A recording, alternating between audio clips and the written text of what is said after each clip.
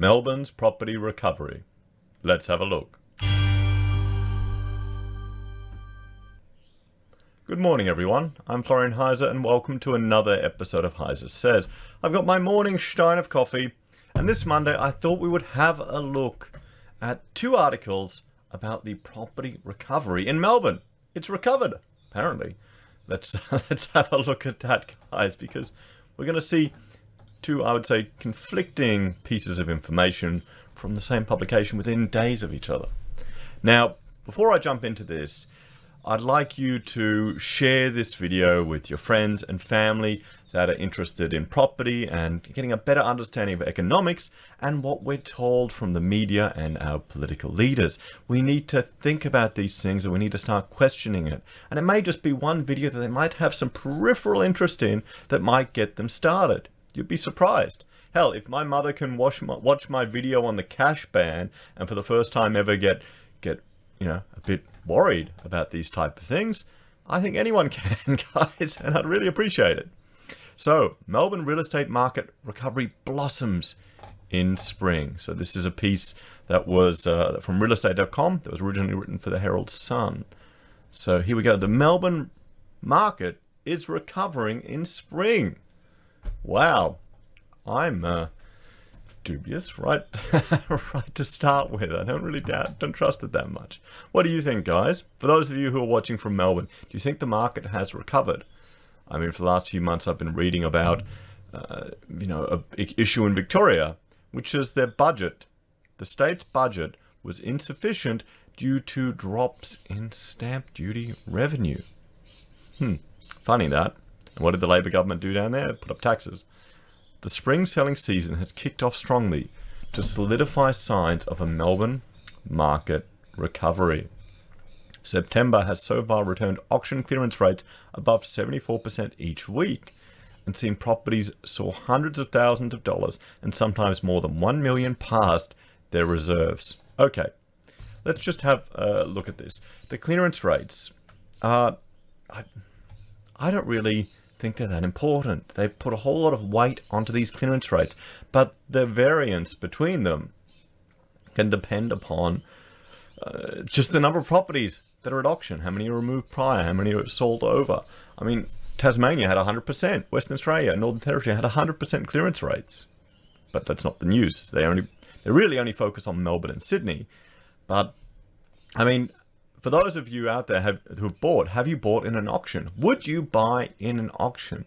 It seems like I can understand why sellers would want to do it. It seems like an emotional way to push up the price. I mean, $1 million past their reserve with the way the economy is going, that would have to be a very rare and unique property where people would have to be highly emotionally invested to go that high, wouldn't you? I mean, depends on what percentage that is. If it's a $50 million property, $1 million, relative is not a significant portion or as a significant portion.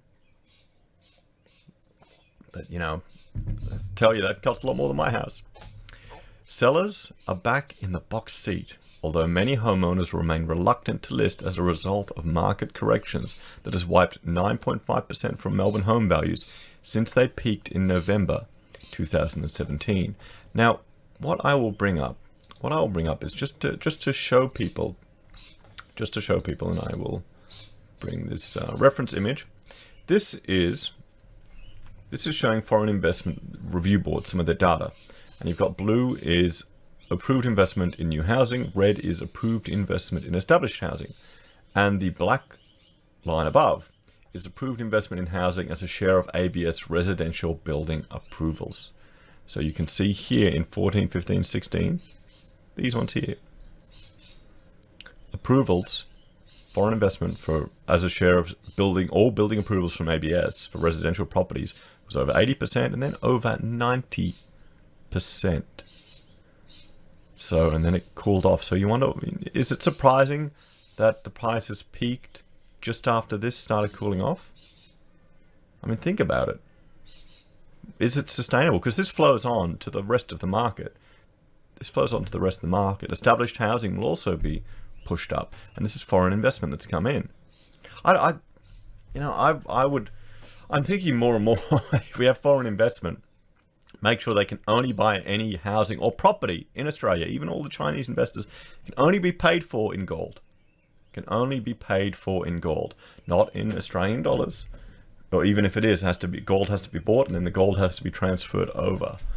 You know, so we get more of it in the nation. I don't know. Maybe I'm reading too much about real money, and I'm getting a bit paranoid. But nonetheless, the reason that they peaked, part of it could be to do with this tremendous amount of foreign investment that came in at that time.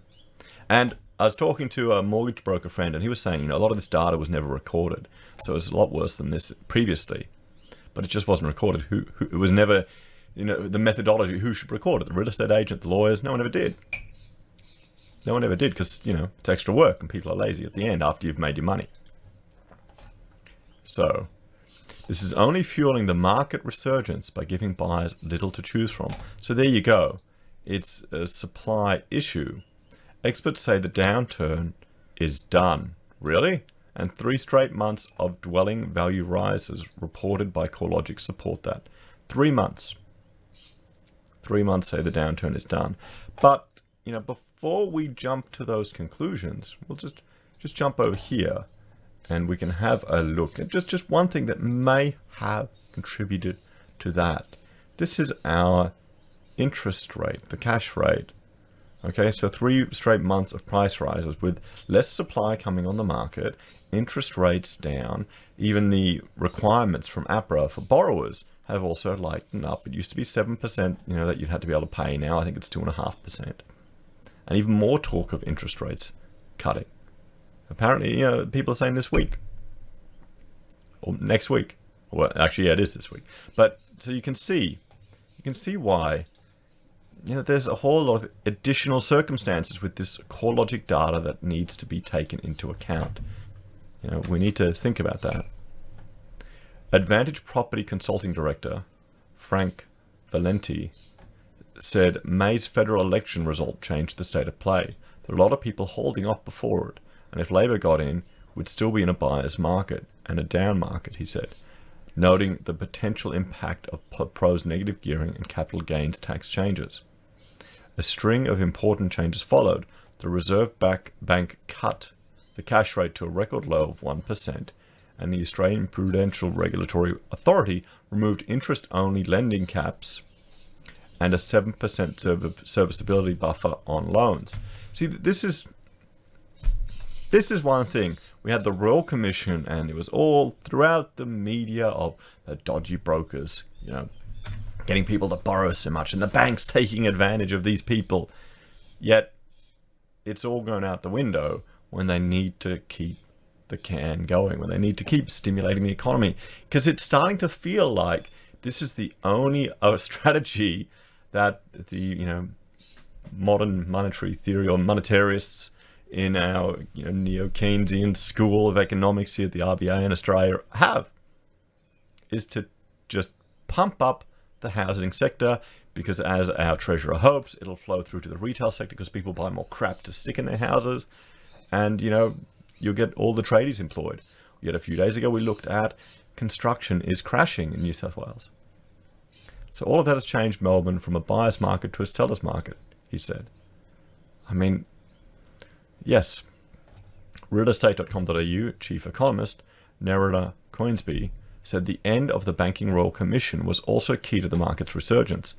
While the supply-demand imbalance has pushed it further along, buyers are back, but at the same time we haven't seen an increase in listings, she said.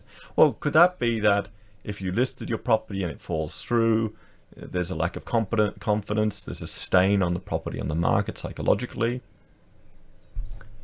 That's putting pressure on prices in some location. Real Estate Institute of Victoria, Robin Waters said, the strong start to spring has been driven by buyers who are very keen to get into the market, coupled with vendors who have been reluctant since the correction. We expect the market to stay strong, she said. REIV figures show Melbourne hosted fewer auctions in the September quarter than the June quarter, but notched more sales. Well, I mean, good. That shows you. So the clearance rates are based on this data. The Institute expects just 7,000 homes to go under the hammer in Victoria throughout spring, which would be well down on last year's 11,036 auctions and the year before of 13,844. CoreLogic auctions analyst Kevin Brogan said weekly volumes were creeping up as spring progressed, with last week's 1,020 auctions the third highest offering of the year. The resulting 75.6% clearance rate was deemed strong results for the market. So there you go. I mean, the clearance rates can sound good, but it's to do with what's put on the market. So people are not at the point where they need to sell. So the interest rate cuts have probably have definitely made it easier for a lot of people to hold on to their properties. Maybe the mortgage stress has eased. Mr. Brogan said while Melbourne's auction sales rate had languished just above 50% at best every weekend this year up to the federal election, it now remained above 70% since July. It's been a solid and stable recovery that's been to the benefit of vendors, he said. Notable September auction sellers were a Port Melbourne apartment at Beach Street that smashed its reserve by 1.54 million to fetch 4.34 million, and an Armdale house at 23 Hunting Tower Road that skyrocketed 1.4 past reserve to 4.35. So these are, I would say, at the luxury end of the market. So they're paying 50% above the reserve. That's not enough to, to base everything on. So I mean, here you go. We've got top annual growth for units, houses. I mean, I'll link to this article on the references so you can have a look. But this was written, this positive piece on the 29th of September. Now, we'll jump back to this other article written on the 17th of September. Slowest 6 months of sales on record in Melbourne. So, a record slump in Melbourne house sales across the first 6 months of this year has led to their numbers falling faster than the city's median house prices. The new Bureau of Statistics figures show that just 19,032 houses sold between January 1 and June 30 this year. It's the first time less than 20,000 homes changed hands across the city in that period since the ABS began keeping records in 2002. In the same period in 2018, there were 25,200 sold, making a more than 24% reduction in sales numbers. The preliminary figures could yet be revised upwards, but by contrast, the city's median house price fell 9.3% from 750 grand to 680 grand in the past year. Real Estate Institute of Victoria's Vice President Adam Docking said homeowners had been scared off by selling in tough conditions earlier in the year, but the lack of homes for sale was now forcing prices up. There is a spike in price in them at the moment because of it. So, I mean, what incentive, if you are looking at selling and prices are going up due to a lack of supply on the market, lack of competition, and cash rates have gone down and are potentially going down again, there's no incentive for you to jump on and sell now, unless you suspect it is going to heavily decline soon and this is a blip. So how will people react? Will they hold off on selling their properties on the market to hopefully take advantage of this rise? And wouldn't that be the advice that real estate agents should be giving their clients that want to sell? This is the first real year of low volumes, and from a buyer's point of view, they're paying more. But there's a heap of confidence out there in the marketplace at the moment. Buyer's advocate Kate Bakos agreed it was a very lean year. The only people who have been interested in selling are those who have opportunistically taken advantage of the market conditions to upgrade, or those who have, for whatever reason, have had to sell, she said. However, Ms. Bakos said home sellers might have already missed their best chance to make a move. The right time to sell was actually in the recent past, she said. It's not that it won't be a good time to sell in spring, but it would have been stronger in winter with less competition, in my opinion. So there you go. We're getting two takes on the same story. So are we going to see more competition enter them? More people trying to sell in spring, and that will depress prices in Melbourne? Or is this the sign of a recovery? Or are we just having the combination of these reduced rates, limited stock on the market, all coming at the same time, pushing prices up? Is this a dead cat bounce in the market? What else is driving this increased demand for this sector in Melbourne? What else is driving it? So let's have a look. I mean, we can look here. This is from Trading Economics. This is Australian dwelling approvals, and you can see the last time the data was recorded it was 9.7% down. So this isn't confidence for the construction sector. And here's residential property prices, the June stats that they have. This is the last data they have. You know, weighted average of all 8 cities was down 7.4%. Sydney down 9.6, Melbourne down 9.3, Brisbane 2.7. Everything's trending down. You can see here, trending down. So why would you jump to buy? Which hype would you listen to, guys? Would you get in, buy, but now? Do you have to buy? Or could you hold off? So it's interesting to look at everything in comparison. I mean, here as well, we've got, you know, economic figures, and unemployment is going up. GDP is pretty much growing. Well, it's been depressed since the GFC. Oh, hang on, I'll jump here to. We'll look at our labour rates, labour force participation, unemployment rate. Jump here. This Trading Economics is a great website. You can see here we've jumped up for the first time in several measures. Historically, we're still relatively low, but does that scream confidence? So guys, let me know what you think. Let me know what you think. Like, share and subscribe. And if you want to help me produce this type of content, just trying to question what we're being fed by the media and by our leaders, I've got a Patreon. It's a subscribe star. Really helps. Even just putting up with the ads I put in these videos, or using the Amazon referral link. All of that adds up and gives me the time to devote to this. And to look at all of these type of different things. But are you going to rush out and buy some Melbourne property now? Let us know in the comments, and I'll talk to you later today. Take care.